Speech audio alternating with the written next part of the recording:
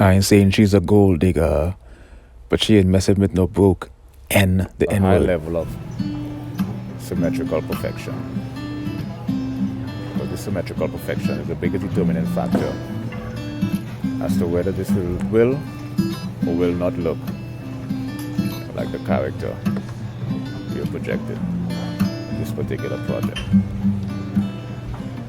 Understandable? This is what we call the contour features. And you see this jawbone? This is his aesthetics trademark. You have to, and I'm probably going to exemplify his jawbone to give a kind of peculiar caricature. Fascinating phenomenon, isn't it? This is way too ginormous. So let's erase this. I ain't saying she's a gold digger, but she ain't messing with no broke N, the N word.